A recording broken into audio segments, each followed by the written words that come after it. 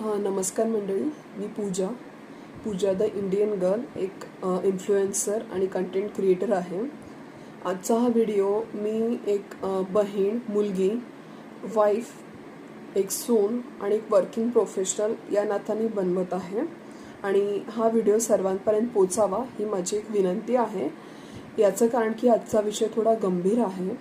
जसे आपण सर्वांनी न्यूजमध्ये बघितलं असेल, वैष्णवी हगवणे यांनी जे आपले जीवन संपवलेले आहे, यासाठी मी त्यांना श्रद्धांजली अर्पण करते आणि त्यांना व त्यांच्या आईवडिलांना न्याय भेटेल ही ईश्वरचरणी प्रार्थना करते. या प्रकरणामुळे संपूर्ण महाराष्ट्रातच नाही तर संपूर्ण देशभरात खळबळ उडालेली आहे. यामुळे मराठा समाज असो, लिंगायत, माळी, धनगर व इतर सर्व समाज खळबळून जागा झालेला आहे. यामुळे मला वाटतं लग्नकार्यात ज्या अनिष्ट परंपरा वाढलेल्या आहेत, जसं हुंडा देणं, त्या कशा कमी करता येतील यासाठी सर्वांनी प्रयत्न करावा अशी माझी सर्वांना विनंती आहे.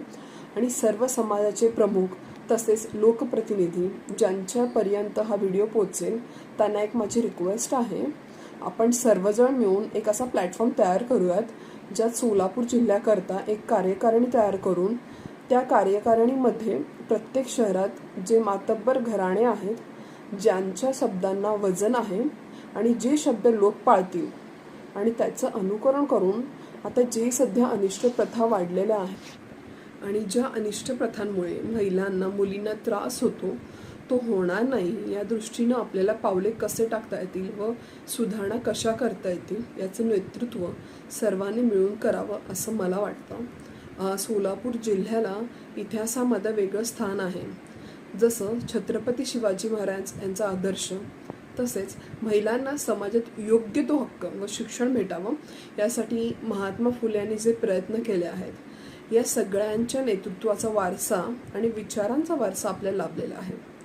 तर सोलापूर जिल्ह्याने नेतृत्व करावं व संपूर्ण महाराष्ट्रातच नव्हे तर देशात तसेच सर्व समाजामध्ये वेगवेगळ्या ज्या अनिष्ट प्रथा सुरू झाल्या आहेत त्या कशा कमी करता येतील हे करण्यासाठी कालावधी तर लागणारच आहे, पण तसेच या गोष्टीची सुरुवात सर्वांनी आपल्या घरापासून करावी. आणि ज्या पद्धतीने वैष्णवीचा अंत झाला, असं जर पुढे कोणत्या घरात झालं तर यापुढे त्यांच्या घरात मुलगी दिली जाणार नाही व त्यांची मुलगी कुठल्या घरात घेतली जाणार नाही. हा स्पष्ट निर्णय सर्व समाजाने घ्यावा असं मला वाटतं आणि मी यासाठी विनंती करते. महिलांच्या अनुषंगाने सर्वांना त्यांच्या पायावर उभं केलं